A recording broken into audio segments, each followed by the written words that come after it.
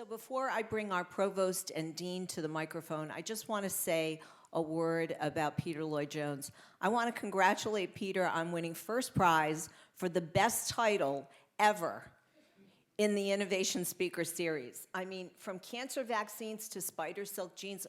Where can I get a pair of Spidersilk jeans? That's okay. All right. So we'll have that conversation later. But I think what you're going to see today is a fairly extraordinary presentation, which will begin with our Dr. Tikachinsky opening and speaking about sort of the genesis of all of this. And we're so thrilled to have him here today.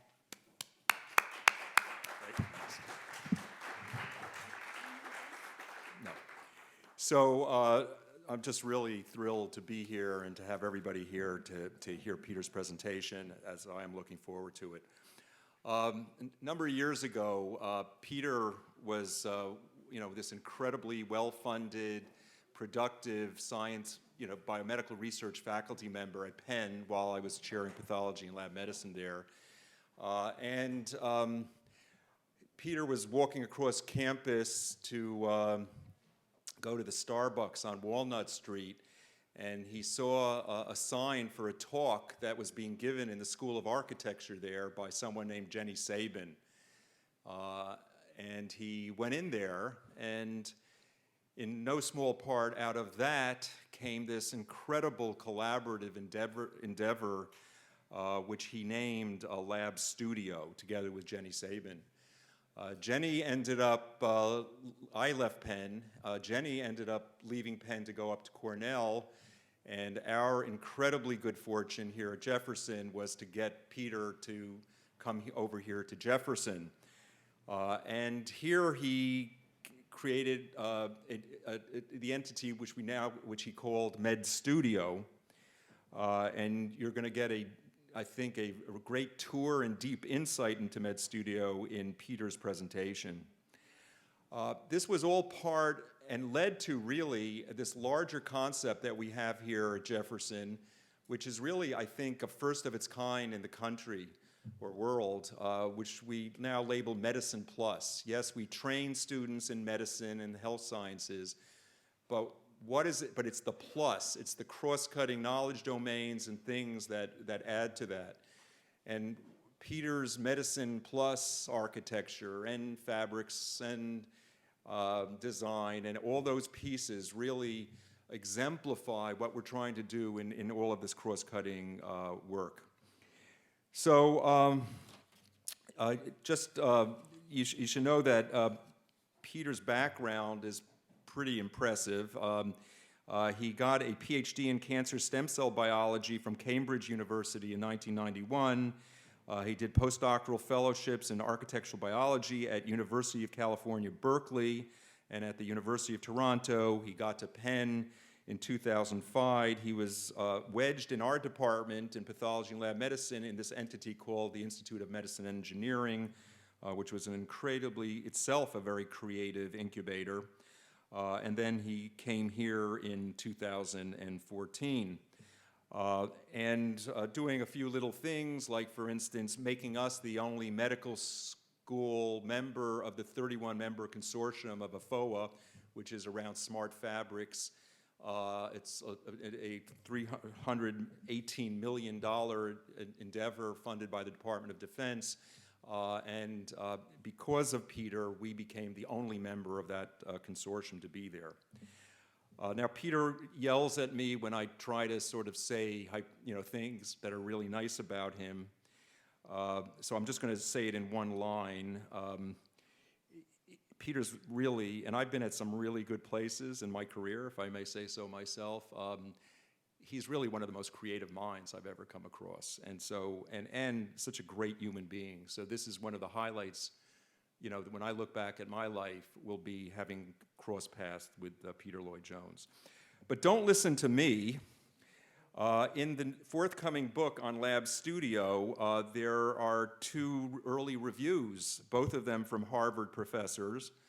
So let's hear what Dr. Sanford Quinter, co-director of the Master in Design Studies program and professor of architectural theory and criticism at the Harvard Graduate School of Design, that's a mouthful, But what he said in going through Lab Studio, quote, what we are looking at here today could come to be foundation of a different way of entering data in histologic milieus in such a way as to make it available to the senses in a totally different type of format. There is potential revelation here of great import, but it's more than likely going to happen by accident. It's going to appear in the space of a moment through one of those flashes where suddenly something that was done in a studio here 1 or 2 years previously, or a particular model, suddenly returns to mind and illuminates. We know the story of the double helix structure assembled by several teams piecemeal in parallel until, through theft, the global solution appears. That's not bad when a parallel is drawn to the double helix. And then there's also Dr. Antoine Picon, head of Harvard's Graduate School of Design and the author of a classic textbook, French Architects and Engineers in the Age of Enlightenment. And this is what he had to say about this forthcoming book from Peter and Jenny Sabin. Prior to the rise of the digital age, 20th century pioneers like Buckminster Fuller had already envisaged the possibility of a design science revolution that would make many disciplinary frontiers obsolete. But they were unable to validate their intuition beyond the conception of a few objects, such as Fuller's celebrated geodesic domes. Sabin and Jones provide a more substantial set of examples going in this direction.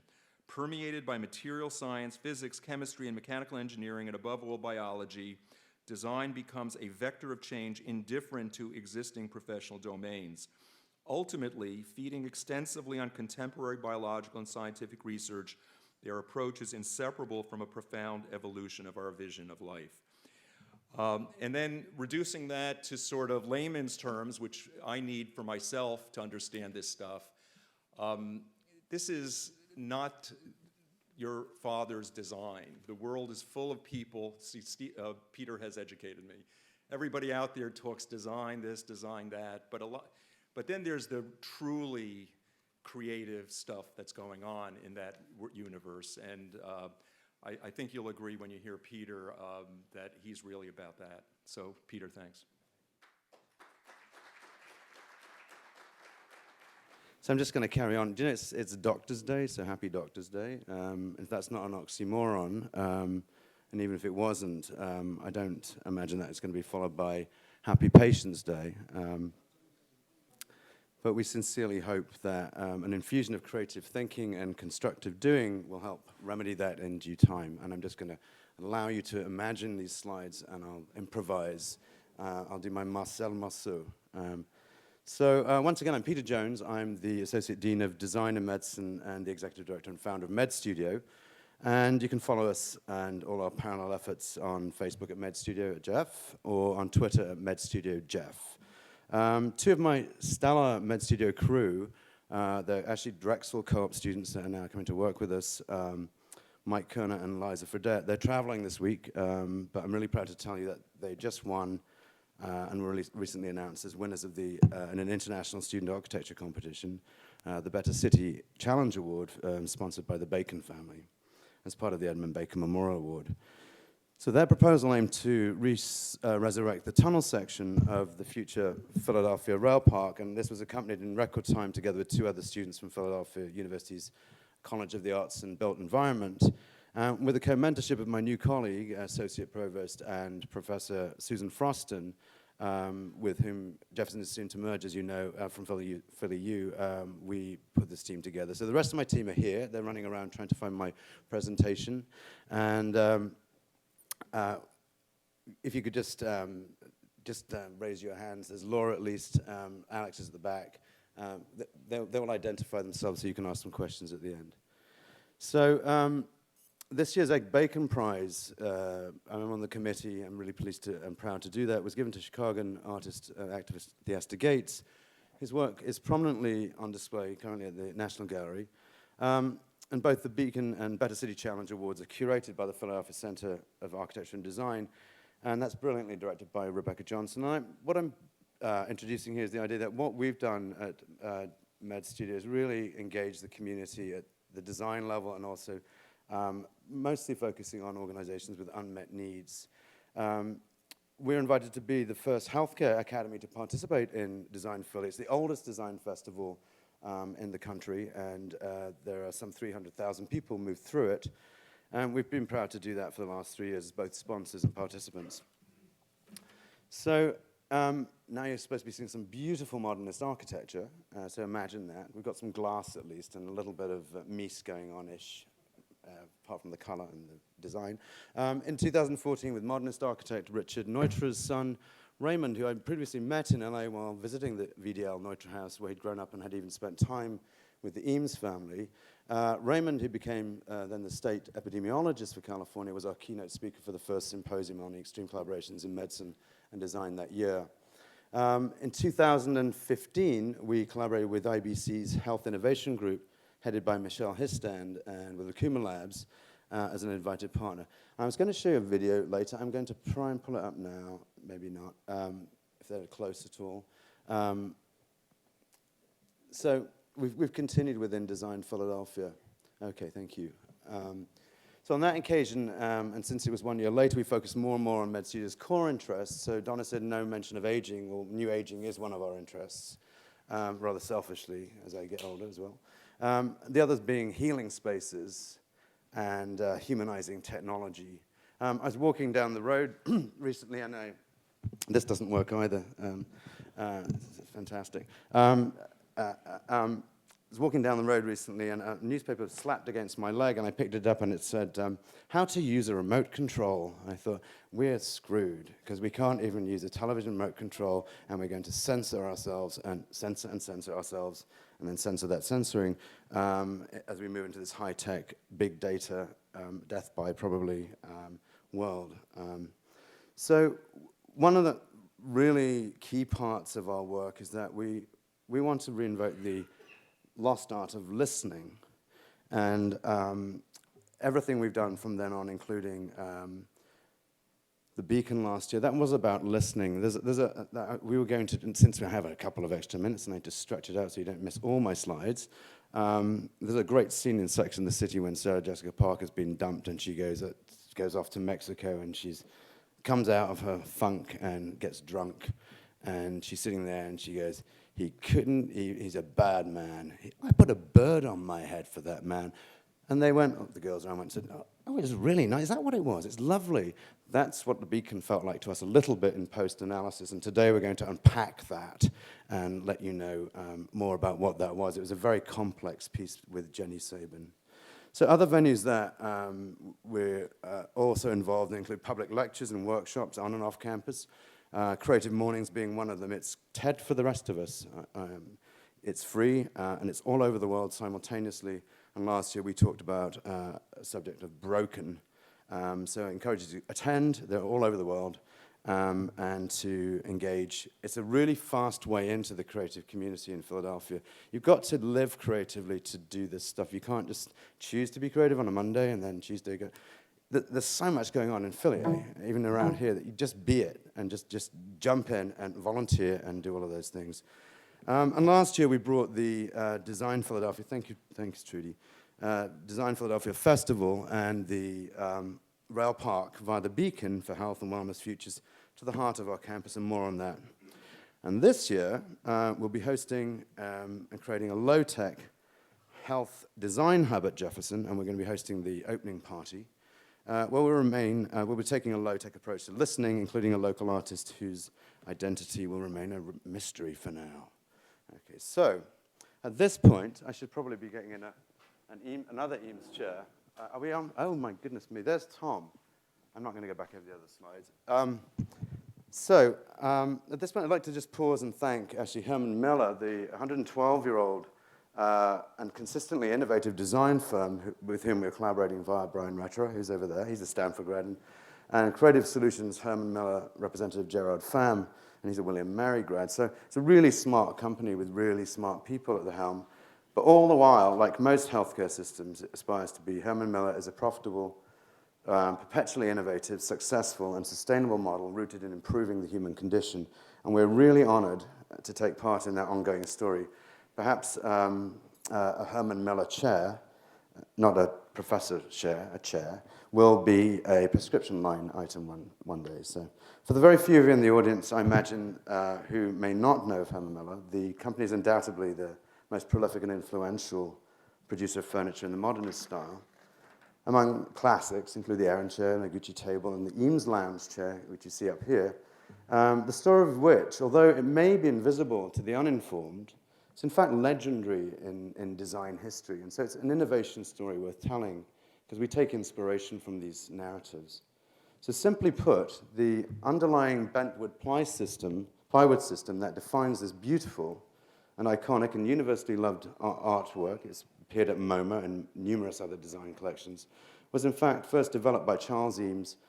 He's an architect by training, as a made-in-America splint manufactured en masse following a commission by the US Navy during World War II. So here's Charles Eames, I hope, talking about that, and I don't know how they're going to do this bit. Is there a way to click this on it? I so love Macs and despise these things. The swivel chairs, which are most attractive and most useful. During the war, you know, Mr. Eames' molded designs were, they were adapted for splints, weren't they, for the boys? And then you continued along with your designs after that. Is there a basic theory of design for your chairs? Is there a basic theory you could talk to us about? Well, there's one. I don't know whether I can talk about it. That is the attitude in all of them is really the same. We've never designed for a fashion or with the idea of fitting in a fashion, and the Herman Miller Furniture Company has never ever requested that we do pieces for a market or for an annual thing, which is you really create your own market, don't you? Yes, and the timing is more or less our own. Sometimes it's too slow, but we're allowed then to follow it through and do the graphics and presentation. Yes, you say it's too slow, and yet you've done so much and so many and so much sooner than most people have. So, and we're the same. We don't believe in the quick. We're very slow, not quick. So, simply put, the underlying bentwood system that defines that beautiful, iconic, and universally loved, massively improved mobility and significantly improved. Can I hand this to you, Trudy? Reduce the chances of further injury or death for injured American soldiers, sailors. So the Eames chair and the technology that gave rise to it represent industrial and healthcare design combined and at their best. Multifunctional, beautiful, extremely comfortable, lauded by experts and the public alike. And we've been really lucky to visit Herman Miller. They've spoiled us by taking us there on Learjets, but this is me in the archive, and you can see the splint. It's a very beautiful object unto itself, and there it is in action. So it's a very important part of fighting that war and saving soldiers. So we now see this in our homes and offices. So you really have to know the history of objects before really moving them forward and being truly innovative. We don't want to reinvent the wheel. And we hope that Med Studio will become a bigger part of the Zealand family based in history in due time. So if you're still with me, thank you for staying. For those of you in this lobby wondering why we started off with more than I expected hiccups, but some unexpected cover versions. You had William Shatner singing, was it I Will Survive? Was he doing that? Oh, Bohemian Rhapsody, and we had a ukulele player doing I Will Survive. Disco music is going to feature quite heavily in this presentation. And it's followed by, which you didn't hear also, an electronic version of a winter segment from Vivaldi's Four Seasons prior to the live stream on what is really now a really beautiful spring day out there. Everything is springing. So I'd like to assure you that that is not Larry the Lamb, that's Vivaldi, that there are good reasons for that, and we'll start with music and Vivaldi, and I should mention his mostly unseen poetry, which was written specifically to accompany those concerti. So it's one of the first examples to represent what was later called program music or narrative music. And it's interesting now that narrative medicine and healthcare, including the use of comics, combining words and illustration to communicate complex stories back and forth between the patient and doctor, are increasingly popular, and they're considered highly innovative in medical education and even practice. And we wholeheartedly agree, and we embrace that, and we've run workshops in that, including one called Viral Medicine 2 or 3 years ago. But let's not forget that in many ways, narrative or graphic medicine is rooted in something very ancient and very human, exampled here by this 32,000-year-old drawing from the Chauvet Caves, which may be considered the first guide or wayfinding device in public or population health and wellness, given that it describes in part how to gather proper nutrition. In this case, the hunting and subsequent eating of wild boar. So the past can tell us a great deal about how truly innovative we really are, and at Jefferson we're lucky enough to have a world-class medical historian and archivist who's sitting back there on faculty, Michelangelo, and he's an incredible man. He's very funny, he's also brilliant. What he and I agree upon is that in order to create and design a truly novel and life-altering system for healthcare, deference to history is vital.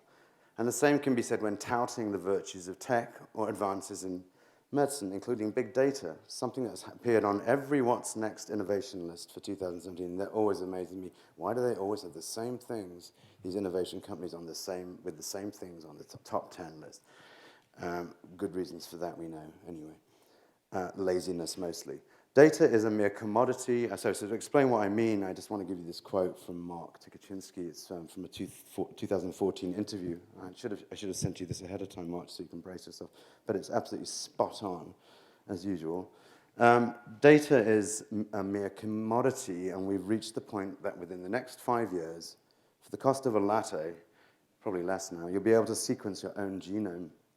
It really now becomes that data interpretation is king. Those who can deal with big data and think about it in different ways will rule the realm. Data is information. Information per se is not the value. The premium is knowledge generation from this information base. That, I think, is where we're headed, and he's smack on. And we agree with that, but I would add that prior and evidence-based knowledge need to remain in place. So both the data-driven and scientific hypothesis-driven modes need to operate in parallel, and suggest that, which is unusual for me, sorry to truncate my words, that innovation devoid of history and knowledge generation is merely imitation. Where am I? But back to Vivaldi. Another reason for playing that piece, which you didn't hear, but it was actually a piece between Max Richter, Vivaldi's score, and the New Young Pony Club, a London-based London and Herefordshire, actually. Another reason for playing that piece is to begin to draw attention as to now the 3-long-decade series of extreme collaborations that will hopefully reveal further how we operate at Med Studio in order to radically improve and design the design and definition of healthcare and vice versa. We don't do design thinking, which we call design thinkering. So what do I mean by extreme collaboration, and what can I tell you about its invention? Here we go again. Here's the collaboration between an Italian Baroque genius, as I said, a London-based composer with a German name, Max Richter, and a British electronic band whose musical influences are predominantly post-punk and new wave. So although what you've heard is highly contemporary, it's totally minimalist, actually. You didn't hear it at all. It's that contemporary, and fits our mission to properly contextualize what is truly innovative. Its origins, of course, are much older, having been imagined and then transcribed into a universal musical code by Vivaldi some 200 years ago. That was subsequently made audible with the assistance of body and mind, and performed, in fact, by the hand vibrating matter, in this case a parallel series of animal guts stretched over a wooden box, activated by said musical code, collaborating with friction from a horsehair bow. Yeah, I hope that you agree that in its minimalist, rebooted version, where the scores and hardware are simultaneously both musical instruments and computational, the original becomes reinfused with new energy and a different meaning. And importantly, it changes the audience who might not usually listen to classical music. And so it's more inclusive, perhaps, and inclusion is vital to detect difference, and difference detection is incredibly important and central for innovation. They don't exist without it. So by our criteria, although this piece is recognizable, it's stimulating, rather brilliant, and certainly innovative, which really are some of the characters I used to describe our Dean of Medicine and Provost, Dr. Mark Kaczynski. He's an unbelievably brilliant man and kind and with massive foresight, more than I. in terms of what I might wish to do. He has always encouraged me well ahead of my curve.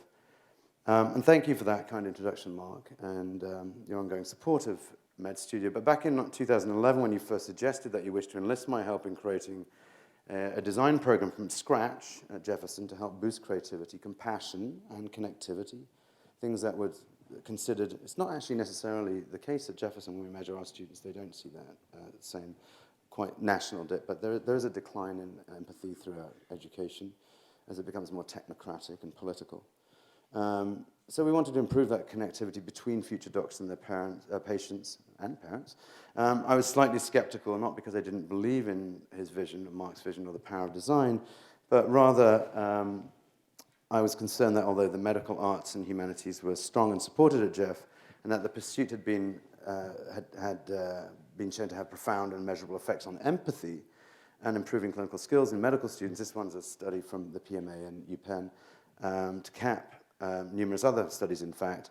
There's little evidence at all that design would do the same thing, and we still don't know if it does, in fact. But we'll be measuring that in a planned longitudinal study, which we're going to deploy at Jefferson's own HOJA empathy scale, which is now translated into 55 languages worldwide to date. So we've got the tools to do that here. The other thing I wasn't certain about, this is crazy, was that the challenge could not be met with, we didn't think the challenge could be met with a profession which had jettisoned and relegated the foundations of design to the history books more than a century before via the Flexner report.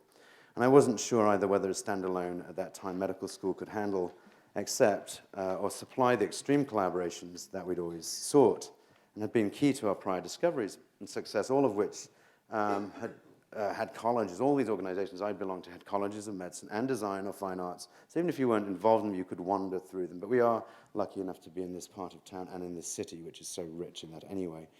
And just quickly to tell you about my first sort of extreme collaborations, why I believe in this model of living creatively and being unafraid to embrace difference. I'd spent the previous 25 years specializing as a biomedical scientist, including my graduate work at Cambridge with Margaret Stanley. Her seminal work with papillomavirus was critical for the development of Gardasil by Ian Fraser, who was on sabbatical in our lab at the time, with Bojan, who unfortunately died, and which is today used widely for the prevention of certain strains of human papillomavirus, estimated to cause about 70% of cervical cancers, as well as most HPV-induced anogenital cancers, which are notoriously tough to treat. They're resistant.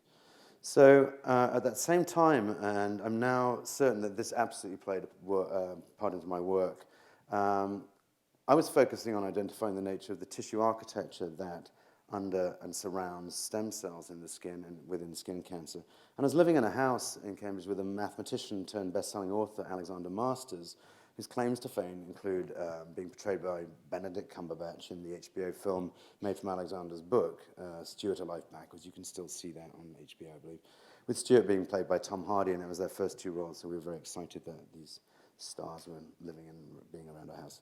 Anyway, in a house, also their house was owned and cohabited by the now late and great Professor Dido Davis, who's a historian and author recognized for her love of serpents, vultures, wit, and for secretly writing a series of best-selling sex guides with Alex under the pseudonym of Rachel Swift. How to Have an Orgasm as Often as You Want is the title of the first. Since then, Alex has both penned and made the headlines often, most recently for leading the only crowd-funded cancer drug trial in history, this one being against the pancreatic cancer, which eventually took Dido's life, and in fact Steve Jobs' life is the same type of cancer.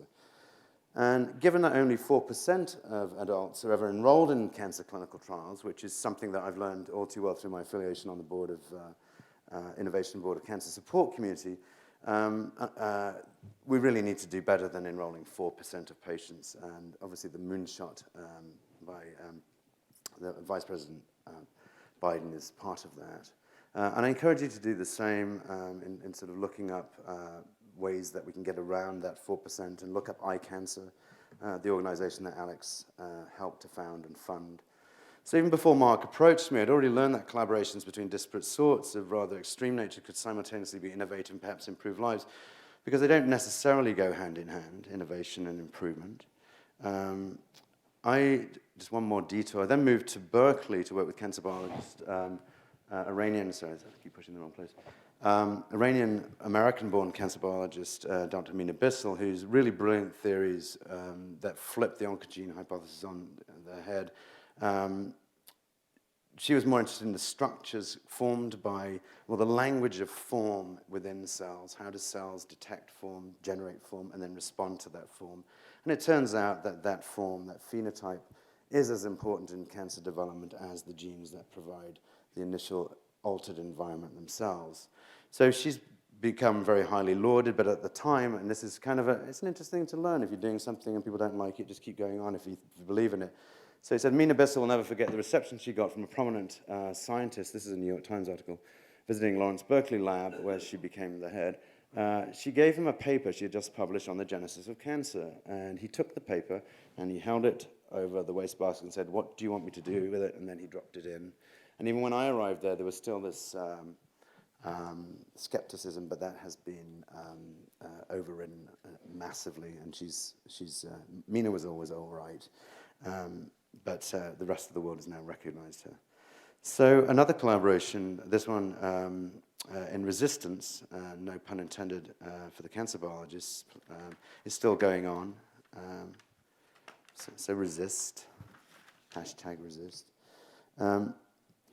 And it was also in Northern California, in West Oakland, in fact, that I met textile artist and fashion designer Geneviève Dion. She just won the International Textile Design Contest in Tokyo, and I've been working with, I think, Roma Gili and Issei Miyake on some of those collaborations. And I still collaborate with her, and she's now at Drexel. And she's most recently, and this is where your Spidersilk genes come in, Adonna, working with molecular biologists in Utah. They've cloned silk genes from spiders, and you can milk it. If you put it in front of a milk promoter, you can actually express silk. So you can make buckets of it, but you still can't weave with it. So that's where hands come in. If you think, when you talk to material scientists, any artists, their hands are their eyes as much as anything else. They learn to use their hands as eyes. So knowing materiality, you can't really make, I don't believe. If you don't know your system, if you don't know what's what, then how do you make something from it? She figured out a way to knit spider silk, and it's remarkable, and I'll let her tell you about that. But it's going to change things massively.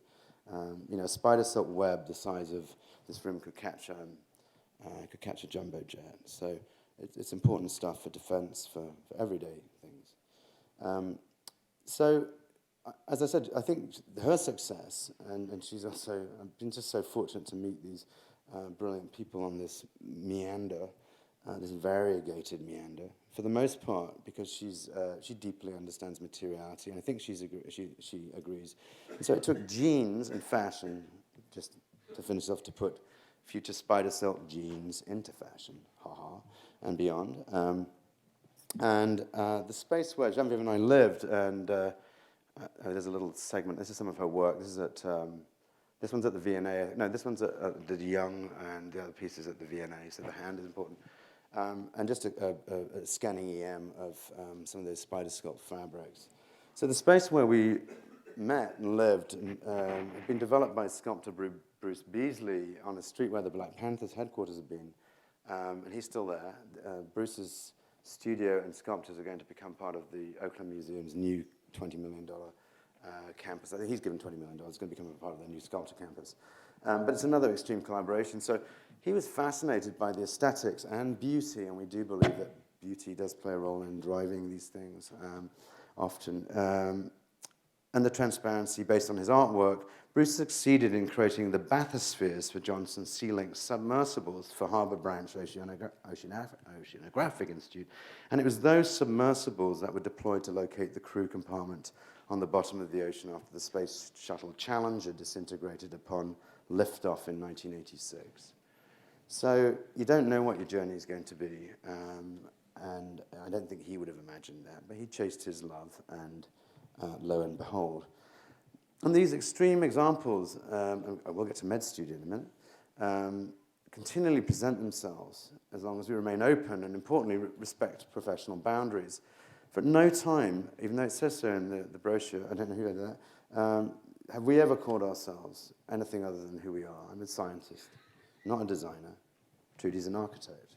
It takes as long to be an architect as it does to be a clinician. So we respect those boundaries because it dilutes our time, most importantly. So that's a waste of money.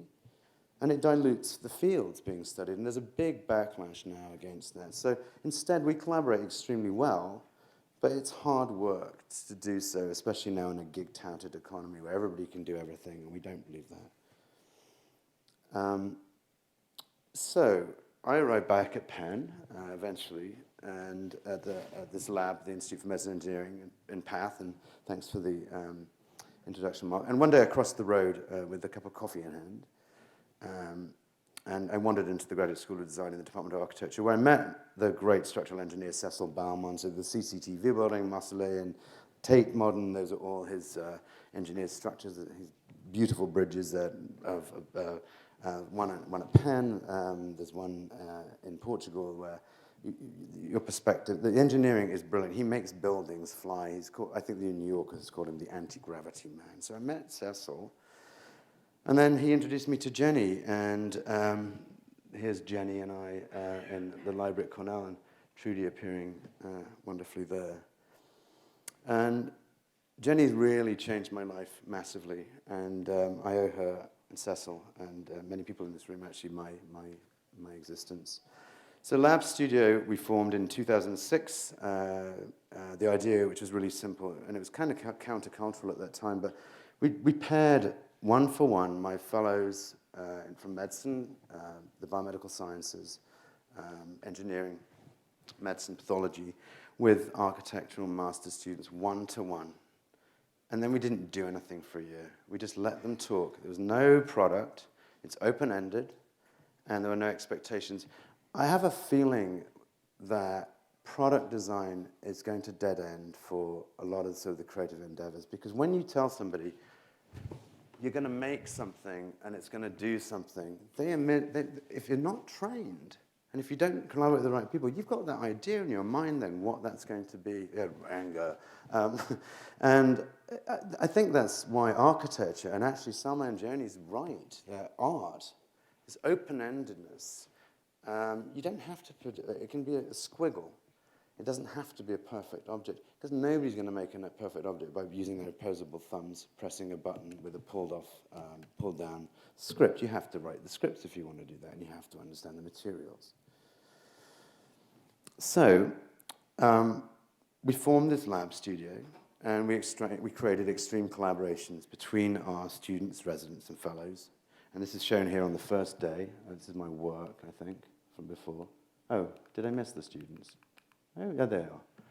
And I just want to point to this person here. This is Dr. Erica Savig. She's from New Jersey, and she got a scholarship to Stanford and was there as a finance major for many years. Well, she graduated in 3 years and came to Penn to do a master's in architecture while her husband was doing his MBA at Wharton. And Jenny and I, by this point, had started after a summer-long practice, after the first year, we started an elective graduate seminar, and then which became a studio for Jenny. And Erica is, I think, like the quintessential, as a dream sort of trajectory for us to show that after 10 years now, our students are sending us students, and so we know this sort of stuff. So Erica was very interested in motility of cells. She became really enamored in it. And I'd just seen a review by Jackie Wong at Cecil Baumann's studio called Form an Algorithm. And he'd taken dance, all different types of dance, and they were ice dancers, and Jackie was an ice dancer. And he created algorithms that looked at the relation of my hand to my arm to my leg to my pirouetting, whatever, and created these different forms. And each dance had a different signature, and they were then compressed into a 3D printed object. So you had a waltz that looked like this, and it would, in a polka that looked like this, and so it was really interesting. And we started thinking like, well, isn't that what we want to do with cells and patients? And when we put them in a tissue culture dish, they dance, but they look the same with the regular tools that we had. So we re-engineered and reverse-engineered those tools, and lo and behold, I could tell the difference between Trudy's cell and mine, or mine and Emma's and Molly's, based on architecturally written codes nothing to do with the microscope world that I came from. Anyway, Erica became really interested in cancer biology and was one of 12 people that then went to Gary Nolan's lab at Stanford and graduated with a PhD in cancer biology, but looking at the spaces of healing and how responsive surfaces can help kids in isolation who are undergoing stem cell transplants. And she also, her visualization skills made it onto scores of journal covers because she thought that way. So that she's a real success story, as are many of them. I'm in touch with every single one of these people, and they're all doing really interesting things. Not just it's Pam as well and them. But this, I think, I'm glad that Erica will at least acknowledge wholeheartedly our influence. So the catalyst really was research-based that was going on in my lab, and I'll just show a bit of that. This seems like such a long time ago, but here's I think one of the last experiments I did is putting a cell on a bed of needles and coating those needles with proteins to which they adhere.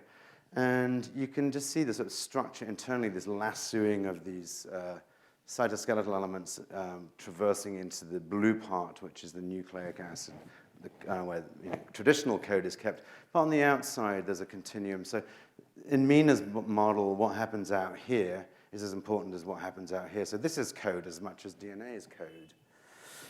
And we use these types of models in the abstract sense. We never did one-for-one. At first, maybe we did that. But this is a mammary gland formed in tissue culture. It's about 100 microns in diameter. They've become very interesting tools for screening of pharmaceuticals and for basic biology.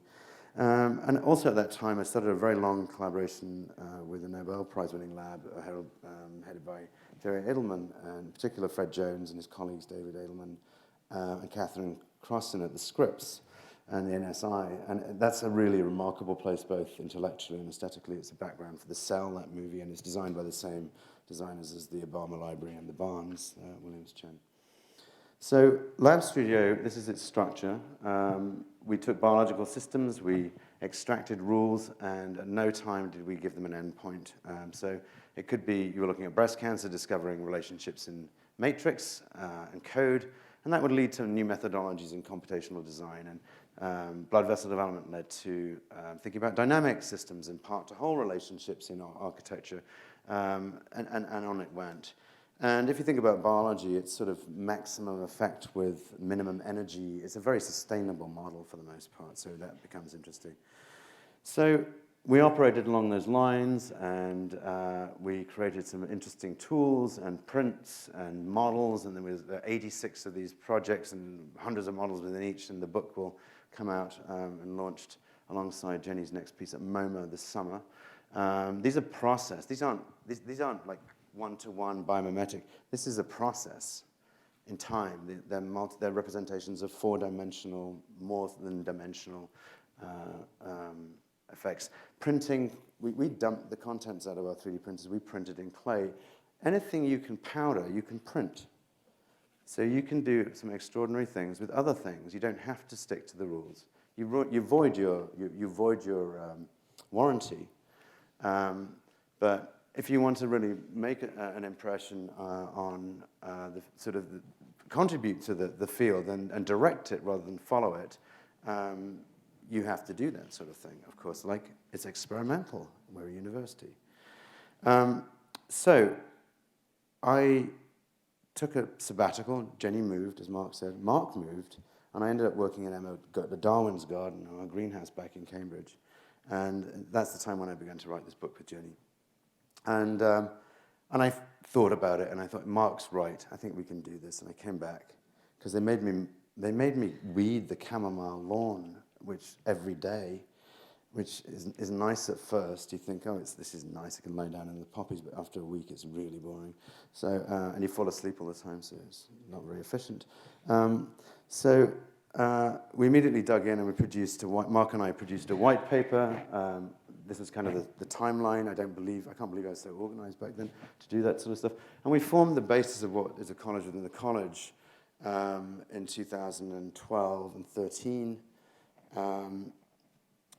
And I'm really gratified that the mission is this. We're a post-disciplinary creative agency and catalyst promoting health, wellness, and dignity for all.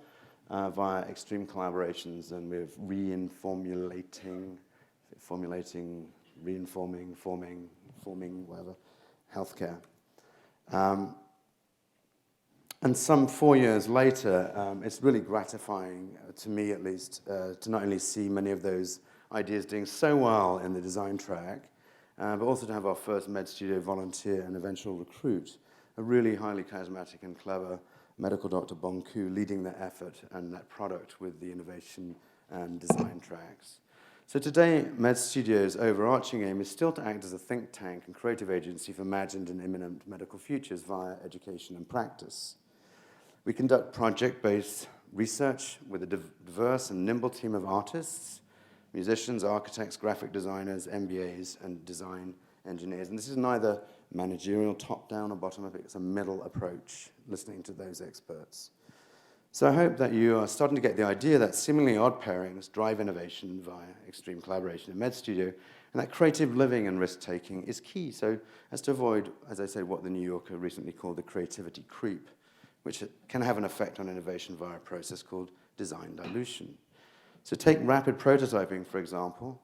Almost anyone can print and scan using their iPhone fingers, but what if you had control over the scripts, and you took the risk of dumping the materials out, like I said, and placed another medium? We did that, as I said, with data clay. This was Jenny's work.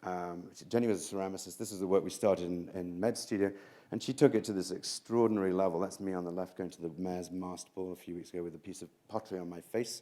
This is a 1,500 component tensile masterpiece now in the permanent collection of the FRAC in Orléans, France. But it doesn't end with clay.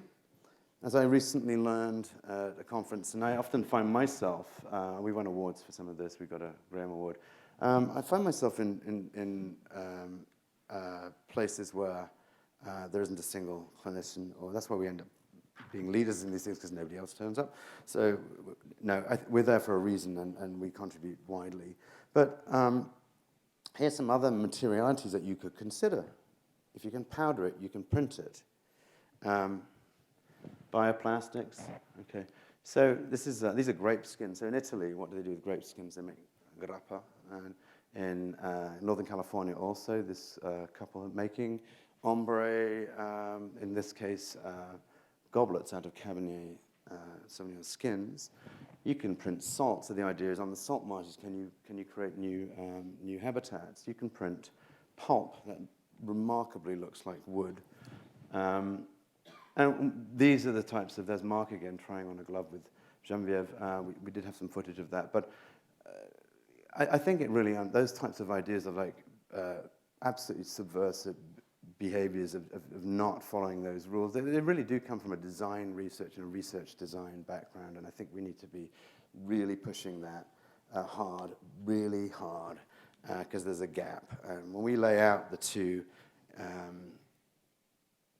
say design versus science, there are all these holes that they're there for the taking if we actually spend time to teach our students those pieces. So what's that got to do with healthcare, like grappa? Well, that's pretty obvious, I suppose. You feel better afterwards. But what has this got to do with healthcare? In this instance, is that exploration of these new materialities and methods often involves recycling of waste into meaningful matter. And I get very scared when that chap stands by the projector because it stopped working last time. And so the environment is protected. And of course, a healthy environment means healthy people and a healthy economy, especially when new inventions arise, which they have repeatedly during our journey through this. We currently have about 5. See, I got it to the right number at last. So we've got 20,000 patents. We've got like 5. I've got 2, but our group's developed about 5 inventions recently based on these types of things. So we don't rely just on high tech, and when we do, we develop or modify and then further explore and occupy that new world with our hands, bodies, and minds, looping back and forth. And if you're not using your hands, you're not driving your brain. So we stood up for a reason. We stood up because we used our thumbs and made tools, and that drove our brains, and now we're going back in the other direction. So you've got to do both. We believe nothing wrong with digital medicine, but use your hands as well. So just very quickly, in that last bit, I'm not going to show this. Maybe I will. Yeah, this is the bridge, and then Trudy's going to come up and join me. I'm just going to play this very quickly. So this is really what we're about at Med Studio, I would say. And then we'll get Trudy up and talk about the beacon and that bird feather hat that we also loved. Oh, it's going to do its awful thing again, isn't it? If I'm to think about a common theme that runs throughout my work and even stems from my childhood, but it's the idea of being unafraid Love the to tech connect here. across broad disciplines and to not concern oneself with how that's perceived at first, that you might be ahead of the curve, that... I'll let your clever editing for YouTube fix that one. So, I'll bring my own computer next time. Okay, so I want to just go back to this then. Now I don't feel guilty spending more time. So in this 2009 project you see on the right, and please, if you need to leave, do leave, project from Sam Jones' lab at UPenn, ready-made, this is about the hand again, ready-made cable zip ties were used to generate a human-scale datascape derived originally from cells forming capillary networks over time. This is not biomimesis either. We don't practice that per se, insofar as it does not depict actual cells. Rather, it's an accurate model of a computational simulation that architects wrote with us, that we built, which reveals what cannot be seen, and that is the invisible forces and dynamic forces between cells as they draw close together and move apart repeatedly when forming blood vessels in the lung, and my research was about the lack of that formation. This is design and computation meets matter and the hand rooted in keen observation and years of scientific research from my lab and many others, which is then applied to medicine, architecture, and vice versa. So I'll finish with this little bit and we'll jump on maybe quickly to Afur. Information only gathers meaning when filtered through multiple modes of expression, and new models and languages for visualization and interpretation will be essential to meet that need. It's a world in which pattern recognition and alternative responses or representations of complex functions can be seen, held, or even heard. And it's done in the stock market. You can listen to the stock market so you can hear it before you can see it. Using logic, sound design, and intuition as guiding devices, relationships can be explored between the organizational properties of the captured biomedical data sets in the production of relationships and correspondences. Scale-free yet matter-dependent tools such as computer scripts are developed to orchestrate the movement between multiple modes of working. We're going to have 10 more minutes, Donna, because we lost that time. Thank you. If you just... No, I'm great, thanks.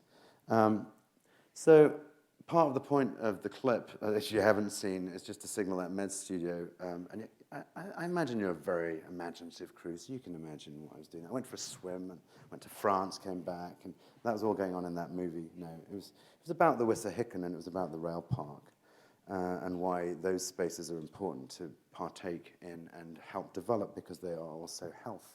And we believe health can be designed into them, not just as a passive effect of exercising within them. And it can bring people into the city that ordinarily wouldn't.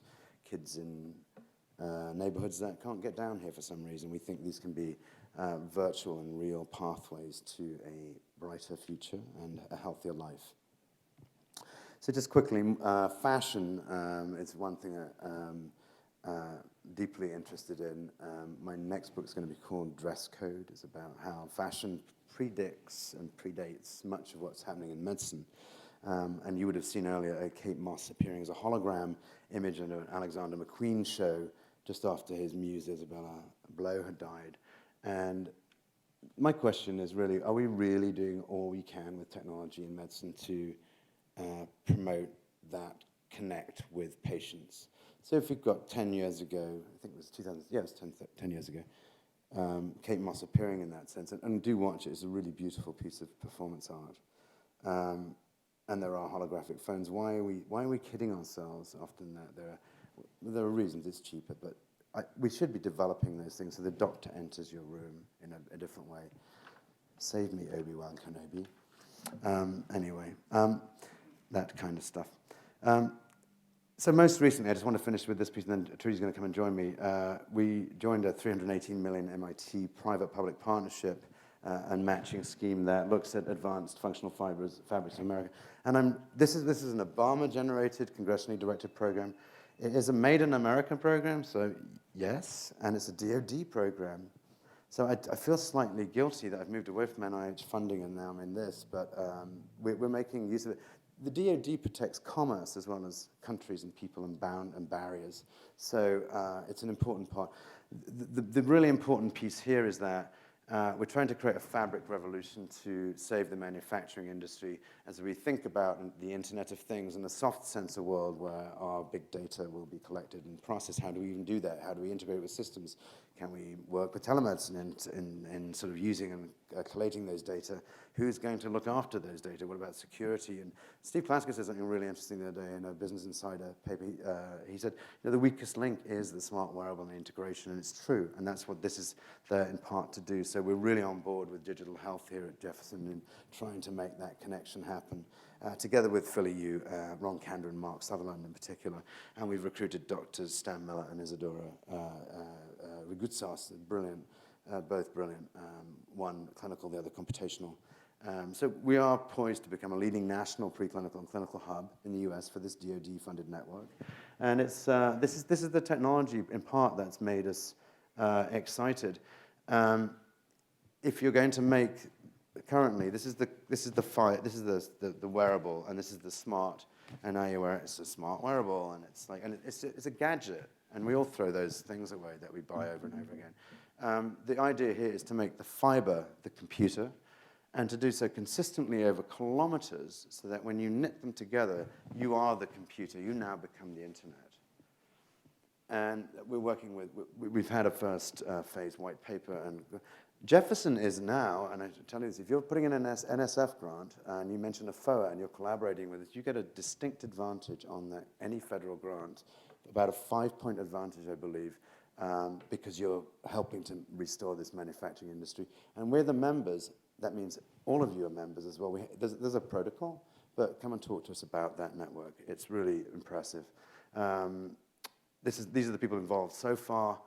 Everything from Nike to, here you can see Jefferson, Nike to Saab. We've been with the Iron Man DARPA guys. I mean, it's just incredible stuff you will see. We allowed 3 spots there a year.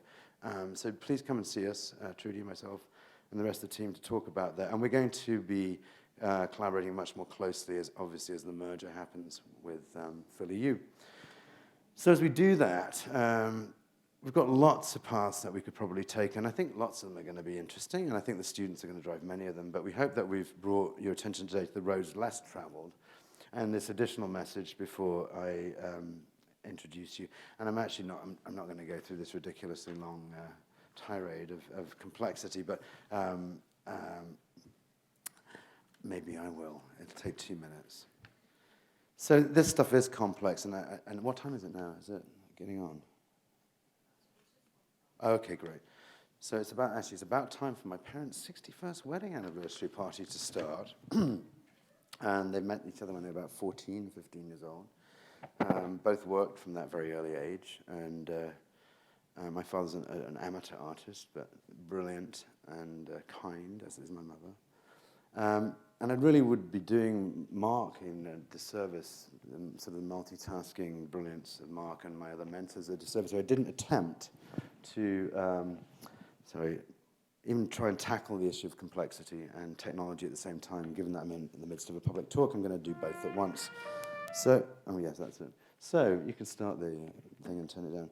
Because although my adopted scientific parents and I all worked separately at the bench side for many years in a background of an uber reductionist world promised by molecular biology, which we all practiced, we wholeheartedly embrace and chase, complexity as well, where hypotheses and data, both big and small, are essential, and prior knowledge is key. Yet, as we all know too well, the machinery supporting complex systems is often unreliable, representing the weakest link, and I think we've already found that out today. So that was, yes, my point proven. And because of my blissful octogenarian parents are actually watching this on the live stream if they can, before the celebrations for the weekend with the 7 grandchildren, I wanted to ask just make sure it's all working, Trudy, okay? And especially that microwave there. Sorry, I mean the projector. So would you please check that light bending, so this is all about complexity, light-bending, electron-dependent, Charles Babbage, Ida Lovelace-derived Turing machine back there is capturing my form and converting my 1965 debuted Gwyneth and Brian Jones made in Southampton, living, still breathing in the US since 92, self-assembling, resident alien, three-dimensional analog, earthbound for now, environmental, genetic, and epigenetic, CRISPR-free, corrected, code-based, half-century old, and then some 178 centimeter tall, which is much shorter, I'm much shorter than my brother, English-born male identifying Welshness, which is enveloped and protected by resilient gas and water-permeable, architectonic, regenerating, hormone-dependent, hairy membrane on the outside, which forms a seamless continuum with a hairless, ciliated, invaginated, bifurcating, iterative, and liberally lubricated, multifunctional, autocorrecting, innate immunity-specifying biome-laden system of epithelial endotubes from which I exchange gas, slough, and detoxify, which was additively manufactured, like the rest of me and, in fact, all of you, by a protein-based scaffold first laid down by my cells acting as nanolooms, for which are, in fact, the first code-driven 4D printers dealing with metamateriality, upon which we, those same cells and their interconnected and circulating neighbors, cooperate to form and survey tissues, while simultaneously generating holes and tubes in multiple ways, notwithstanding mechanisms underscored by rolling, interceptive growth, least of all because one should always roll true into oneself, and of course not forgetting hollowing out behaviors via programmed cell death to form a lumen, beyond which exists a compliance-matched and appropriate geometrically bound and compartmentalized, tissue-specific, sensor-laden, innovated, vascularized, heterogeneous, multifunctional, stem cell-dependent, regeneratively designed mobile archetype, genus Homo, species sapien, aka my modern human self, which, like every single one of you on this planet, including myself, originated from a single population in Africa, most recently estimated to be about 98 to 140,000 years old ago. That's much later than Big Bang, yet before the out-of-Africa migration, and from a female post-Neanderthal, pre-Homo sapiens sapien, it was neither Meryl Streep nor the character she portrayed, Karen Blixen, but was in fact called mitochondrial Eve. Meaning that a single matrilinear and uninterrupted lineage, and I'm not forgetting Y chromosomal Adam, guys, just in case you were wondering, who joined humanity much later, in fact, to form the patrilineal line, which means that, you know, we're all family, and I wish I could do the sister sledge thing, but I can't. I've lost my nerve. Sharing a basic but variable 30,000 unit readable code that's transcribed and translated to form a collection of X number of molecules comprised of millions of atoms and billions of cells per body, which is absolutely mind-blowing if you think about it, not forgetting all the non-coding nucleic acid sequences because introns are in again. And that remarkably, all of that assembled and multifunctional matter stays together for most of our lives and even harbors a conscious mind and unconscious one, mostly. So Trudy, are you with me? Still. Please could you check that the projection apparatus, where is it? It's back there. Okay, yeah. Is it okay? Okay. Is in fact doing its job as a thermal and infrared only light capturing and emitting energy inefficient technology and turning said body and mind and soul into a high-def, two-dimensional yet moving pixel-based, recognizable and sound-enabled digital version of me, although flat, so that I can look up to my parents from 3,500 miles away and say, happy anniversary, Mum and Dad, I love you very much. So that's it. So, you know, we're complex, eh? And keep it complex, stupid is a thing that Marx says. And the way in which we use professional language or jargon, that can be a barrier or gateway to innovation, hey? This is the World Fair that the Eames helped create, George Nelson, in 1965, the year I was born. In New York, and it was their collaboration with IBM. It's astonishing. You should look them up. They're another Herman Miller affiliate and iconic pairing. So let's just so words are important. Take a word like, we use the word dignity, and let's make it live again in medicine. It should be dignified. I don't care if it's old-fashioned. It's better than, it's a good word, we think. To think, it makes you stop and think, and that's what we want to do. Especially for patients and first and foremost. And the same goes for interdisciplinary or transdisciplinary. Instead, as we say, we advocate for a post-disciplinary era in which imagination fuels creativity to drive invention and innovation of new ideas, products, and processes.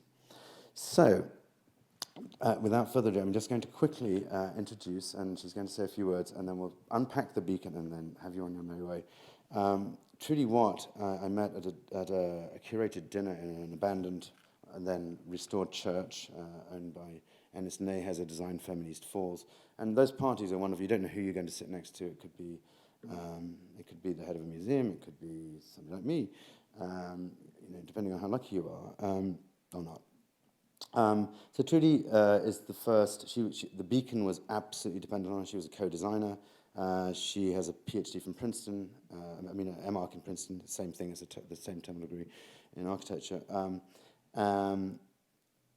She is from Chicagoland originally, and she teaches at Columbia and Philly U, and she's an enormously popular professor and brilliant soul. So she's going to tell us what she thinks of architecture, and then we'll unpack the beacon, grab your beacon buttons, and meanwhile, on those postcards, I don't know if any of you have managed to write down what you think design is, and I think because of all the technical blips, we'll use them for our research and let you know. But it'd be interesting to see what you have written about what is design, and we can get an idea where we're going right or wrong. So Trudy, without further ado. Right. Yes. Hi. Peter, thank you for having me since last year and today. I'm really, really honored to be working with you. And Dr. Mark Tikaczynski, thank you so much for creating opportunities like this to intersect architecture and medicine in the service of the public. I think it's not only really fun work to do, so I selfishly really get to enjoy that, but I think it's really critical as we start to coin this term post-disciplinary, that we start to understand how extreme collaborations like ours can really be in service of everyone, but specifically those with unmet needs. So Trudy, is the first fellow of Emergent Design and Creative Technology in Architecture and Medicine at Right. Jefferson. Right. So I'd like to just make a few comments about why architecture matters in our work at Med Studio, and at large, why architecture matters to our culture. So just very quickly, what am I doing here? How did I get here? This is a shot from my graduate thesis at Princeton, which proposed a system of what I called narrative urbanism to create affinities between contemporary architectural practices and the lay public. So this is just to prove that I made a model of the Callow Hill Industrial District a long time ago. I really, really fell in love with that neighborhood, drawn to it by the Divine Lorraine and the Divine Lorraine Hotel building, and my very favorite building in Philadelphia, the Philadelphia Inquirer building. Oh, I do, okay. So in any case, so my claim is that architecture is both a form of communication and a process for working through complex relational matrices of information, including, but not limited to, the tangible material that constitutes the built environment. You may have noticed I haven't said the word building yet, but I promise I will. Architecture has three pillars, to use a delightfully architectural Jefferson term. First, it's a powerful speculative tool for making worlds, either literally or figuratively, as in Frank Lloyd Wright's unbuilt utopia, the Broadacre City, which we can see the model of here, built and worked on continuously in a process from 1932 to 1958. Architecture is a premonitory, portable, scalable process for rigorous imagining, something we do at Med Studio constantly. Architecture is also a critical lens through which to view the world and make high-resolution observations about the way that systems relate to each other, including the built environment, social behavior, material systems, and various ontologies, or ways of being, ways of thinking about being. Here we see James Corner Field Operations, formerly located in Philadelphia, and Diller Scofidio Renfro's framing device, a moment along New York City's High Line. In this case, architecture's lens is aimed at the life of the city for observing traffic flow and people watching. So you can see that happening through the architecture actually framing the view of a busy intersection. Architecture is also a repository of information that is critical to our collective long-term memory. Architecture helps make our values, legends, and histories legible, as in the porch of the Caryatids on the Erechtheum on the Acropolis in Athens. So this is it? There are these guys. So the Roman architect Vitruvius claims that the female figures we see there acting as columns, which are known as Caryatids, represent the enslaved women of Caryae, victims of war with Athens. So we see architecture manifesting a story that's there then for us to remember for all time.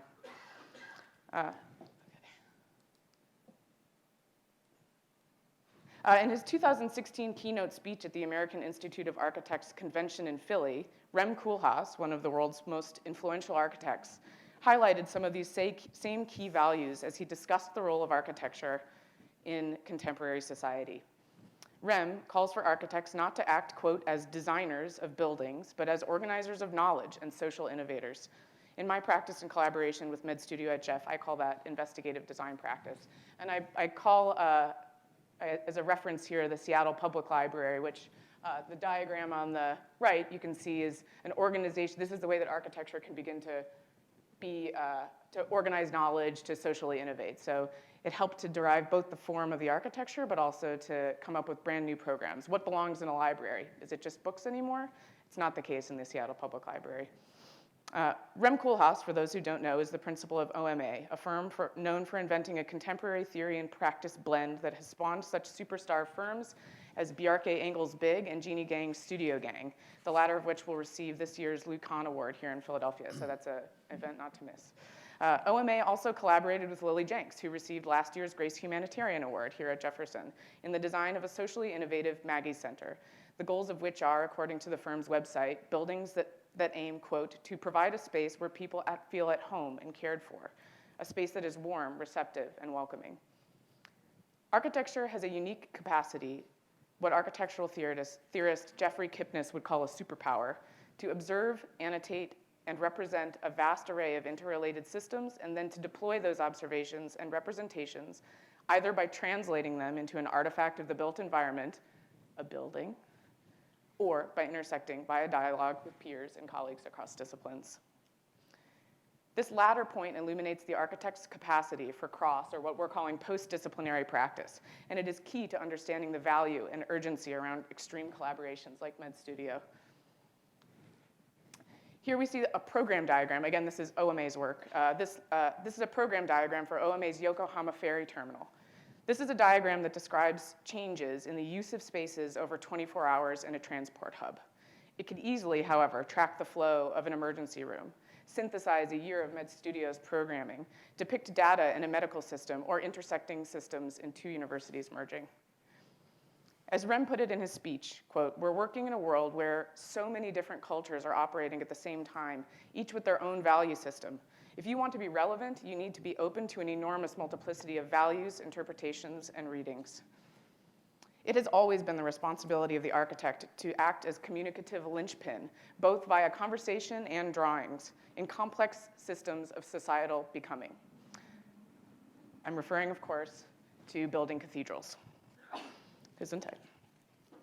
The architect has always acted in the role of liaison and hub among disparate professional fields, belief systems, construction methodologies, client desires, and material constraints.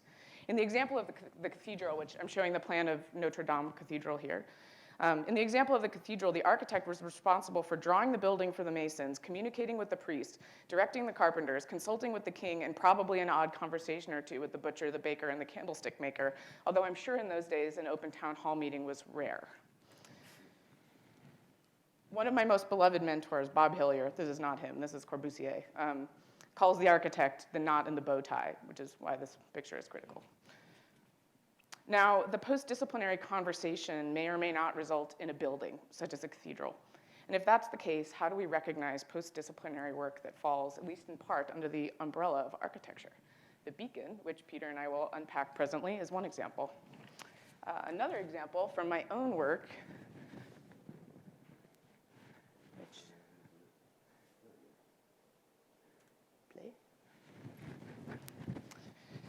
So another example from my own body of work is a short film accompanied by a set of drawings that I call Day of the Data. In the film, which is playing here, a woman prepares herself to go out and join a celebration with artifacts of variable value that are translations of her late mother's digital data.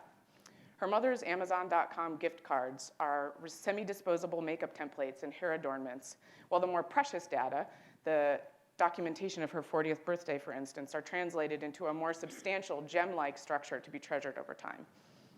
This work contemplates the very physical presence of the internet in our lives, once hidden away only in data centers behind opaque walls and in big blank-faced warehouses, and now permeating our awareness as the Internet of Things. How many of you are wearing a Fitbit today? How many of you enjoy Nest smart home technology? A Nest thermostat with its friendly interface as you bump up the heat on a chilly spring evening.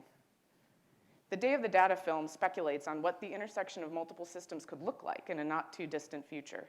It prefigures the Internet of Things and a lifestyle in which we interact physically with our own personal data in an abstract and conceptual way.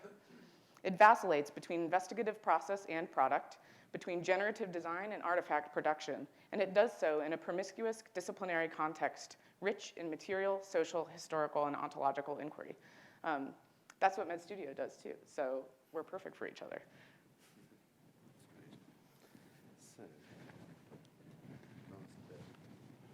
So we're finally getting to that feathered bird hat veil. I think you've got the. Yeah.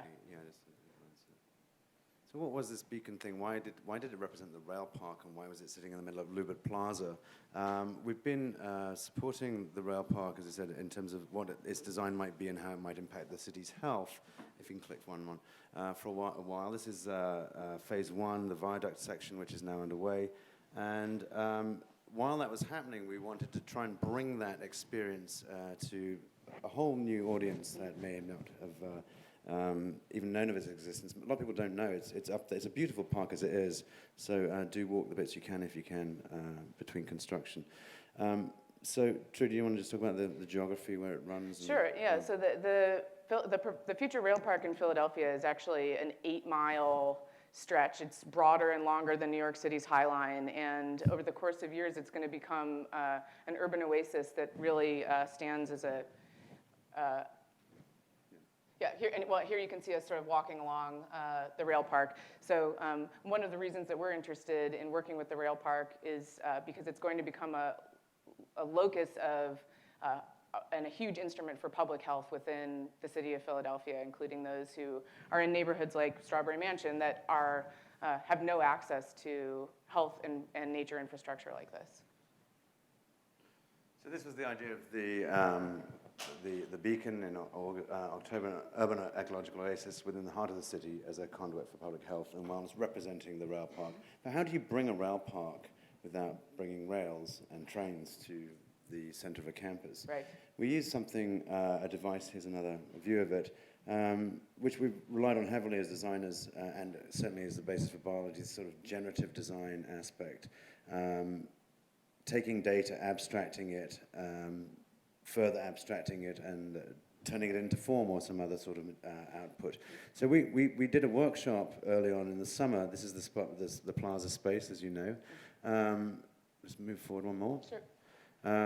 And Jenny Sabin, of course, was incredibly important in, she was the lead designer in this, together with Waxwood, Trudy's firm, and MedStudio. We jumped in immediately with the form, which is a sort of trabecular bone structure.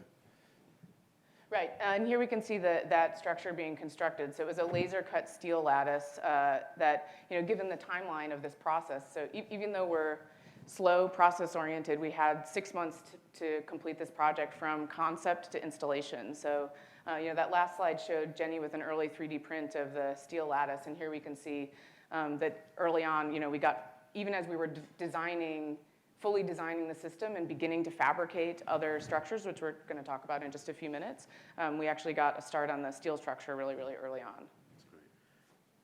So this is, we had numerous trips and crits back and forth between Cornell's, AAP, and our lab at MedStudio. Really getting to know each other, but on a hypertrack.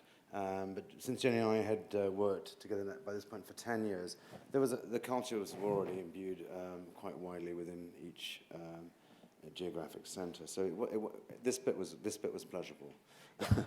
It got harder. So how do you bring a plant or a plant sitting on the rail park to an audience of clinicians, mostly, or healthcare professionals? We did a curated walk along the rail park, and we asked people, by giving them cameras, to pick the objects that they loved, and then we came back to the classroom. This was it on a very hot July day. Mm-hmm. This is a Catalda. Here you can see the sensor. They're actually they're originally made by NASA, but they're used widely on cannabis farms for measuring the turgidity and changes in leaf volume when the farmer is a long way away from them.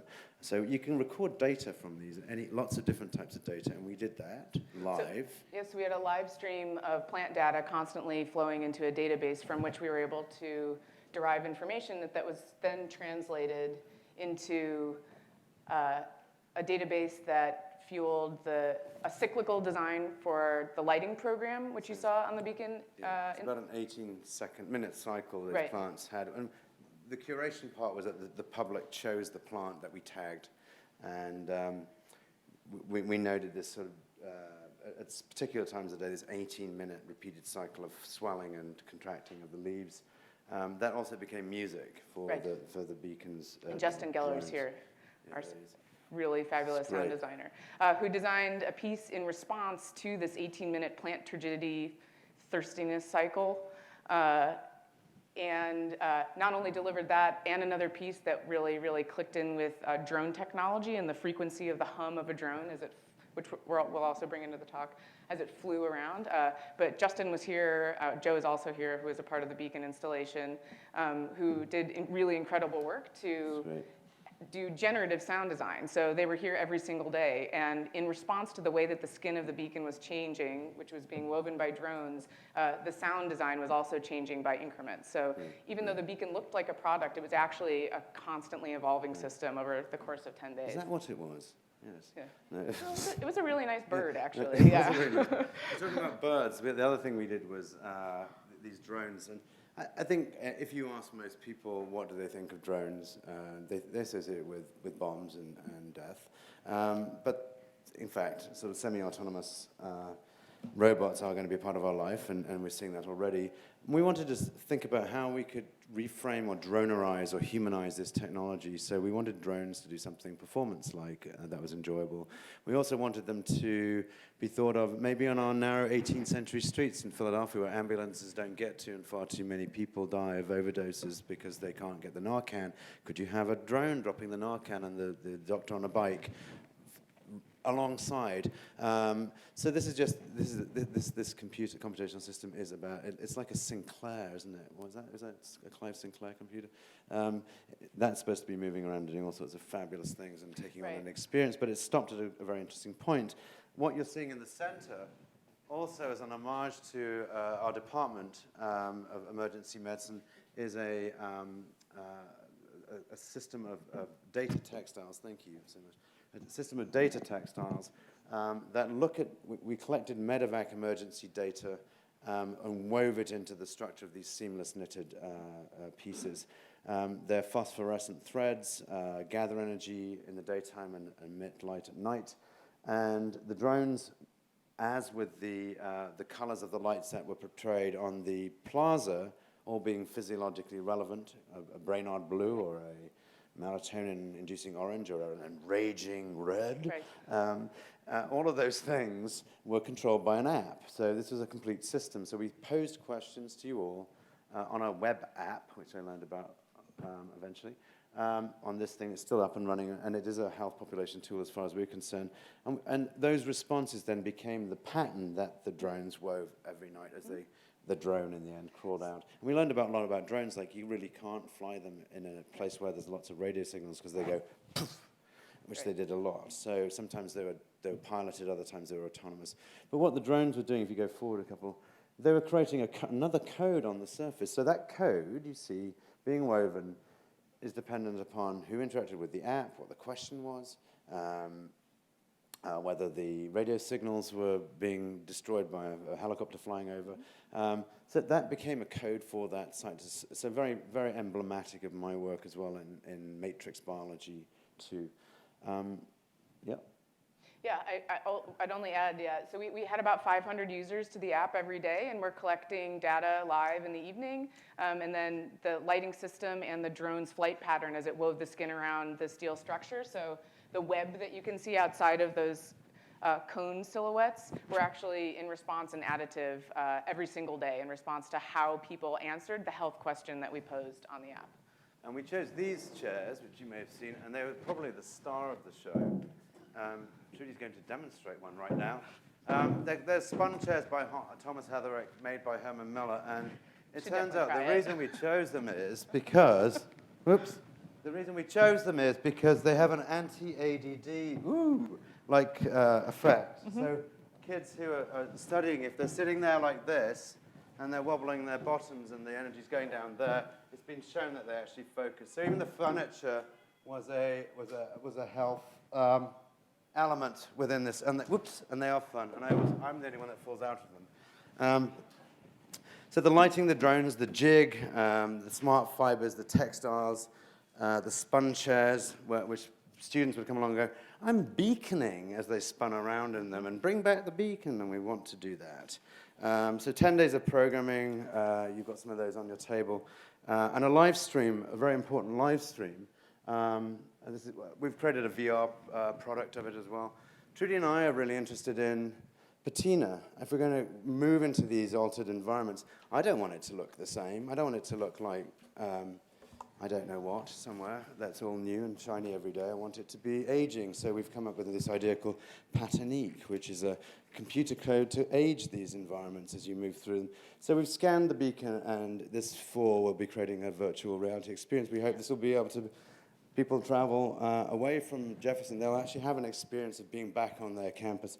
And it goes all the way up to the PSFS building, so it's quite a broad view and an experimental piece of that. So I think we should probably, we'll finish with Karen, they've gone. Just one thing, Design Philadelphia 2017 is going to be much simpler. Jenny Sabin won the MoMA YAP Young Architects Prize this last year. It's the biggest prize that MoMA gives in that area, and it's for a knitted pavilion, part of which was based and prototyped through the beacon. So that project was really important for that, and that's going to be a changeable piece for a piece that will change architectural research and design. And then other things that we do, we teach workshops. The latest one I taught was, we taught fashion to business execs, in particular Christian Dior, a $12 billion company, so that wipes the smile off people's faces when they think it's trivial. But and we made people think about documentary and distilling it in that graphic medicine way. And since the cartoon won't play anyway, I'll just leave it at this. But we look forward to seeing you. We'd like more input from the groups here and what we do. We're expanding. We've got a fabulous group of people. And I'm going to drop that creative technology title, I think. I'm just going to be associate dean of whatever, design, I think. It never really works in this format. So it's as much me, I think, by this point, as the old Sinclair machineries, the Turing machine over there. So without further ado, thank you very much. If you've got any questions, we're very happy to answer them.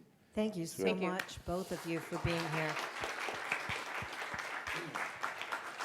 So we have a little time for Q&A, but Peter, if I could just make one point that I think you'll find interesting. I don't know if you remember this, but when we did the first hackathon, we did a drone track. Right. And the drone track was here at Jefferson was the first drone track that had ever been done in a hackathon.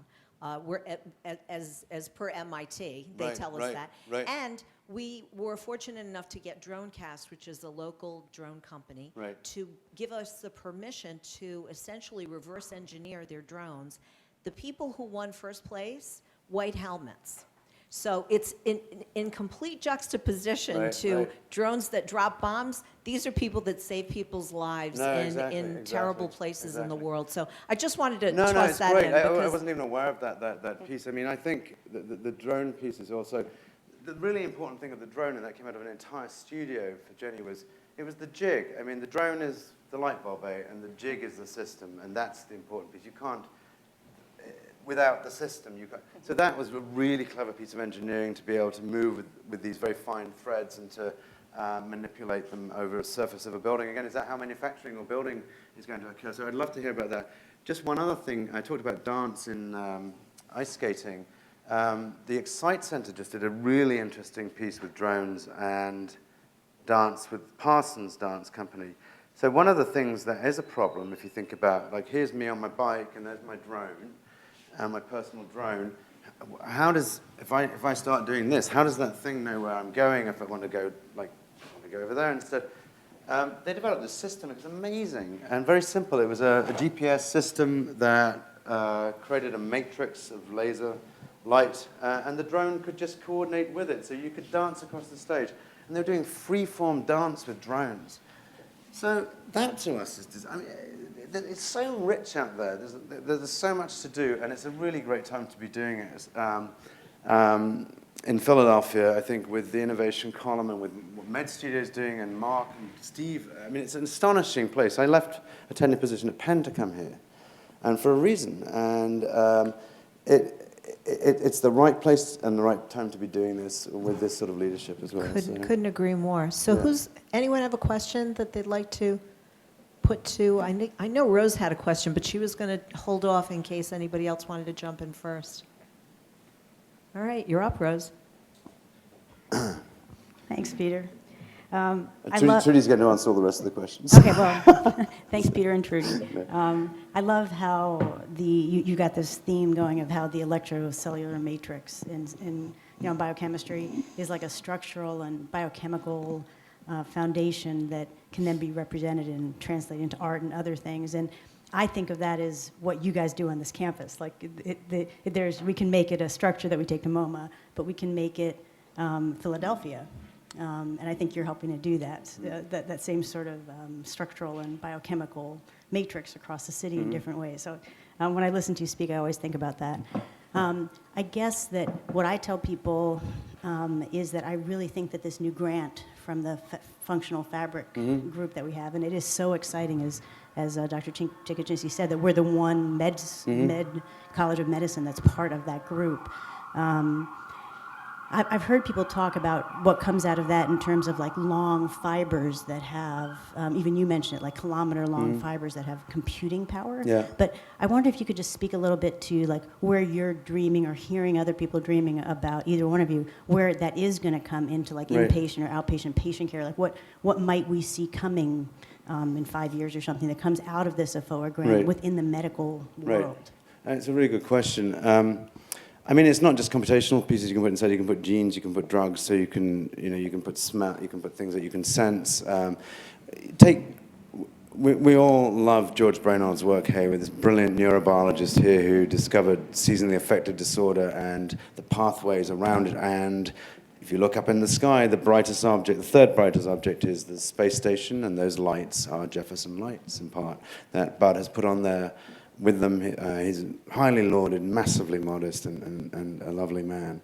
If you think about that, light delivering textiles, this I think has been published. There's some stuff that we could talk to you separately about, but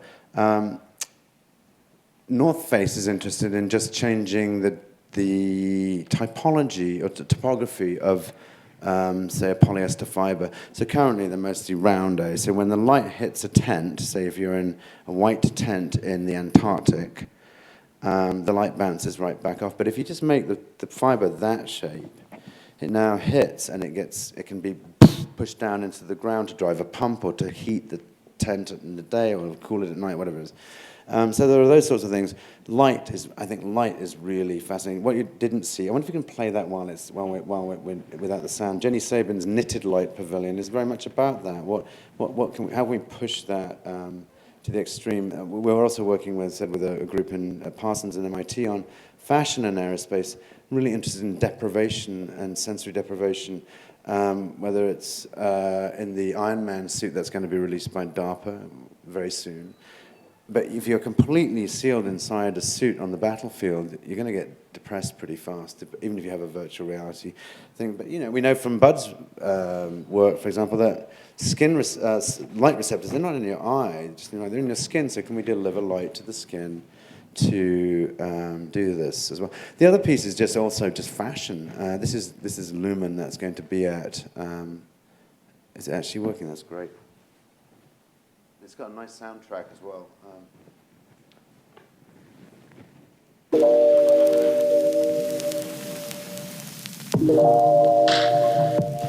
Data textiles again.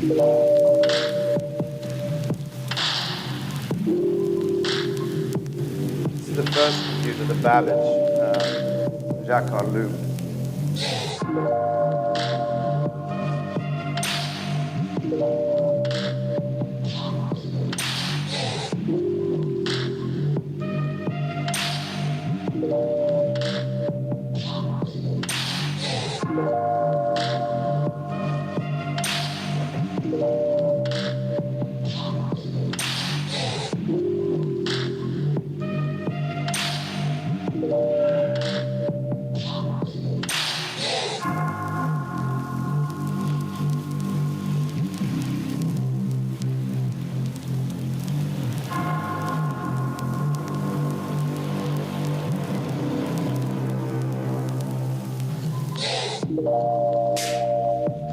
So robotics, that's the other thing that FR brings. Also,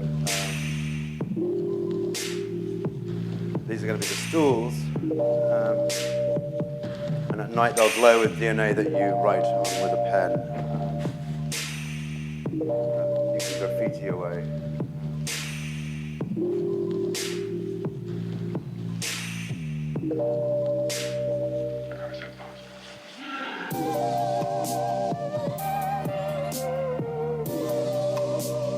Somebody asked us during the beacon, had we done the engineering on the thing, thinking we just built it, and like this, it's by Arab as well.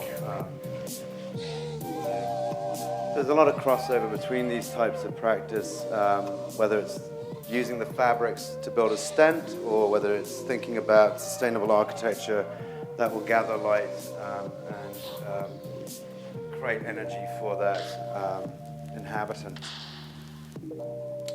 Justin Geller, actually our musician, has been a DJ at the warm-up series at PS1. It's a summer-long series. And we'll be there, I think, won't we, Judy? Absolutely. With our sponge chairs. Yeah. And, but I do encourage people to go. It's quite, this is a huge, it's the 18th year. The first prize was, I think, Philip Johnson.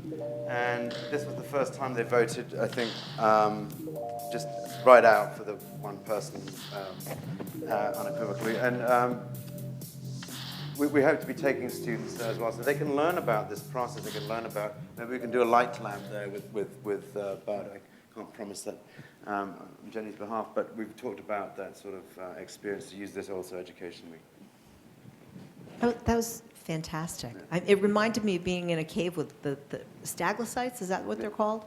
When they Stalactites? Stalactites, is that it? Yeah, it's some very lovely rock formation. Yeah. There's at least some sense of that for me. I think you intend this to be, if I understand it, reflecting, getting people to reflect on their own thoughts as they move through this. I think it's deeply biological, even though bits of it do look biological, don't they? The sort of cell thing, but that's also by accident.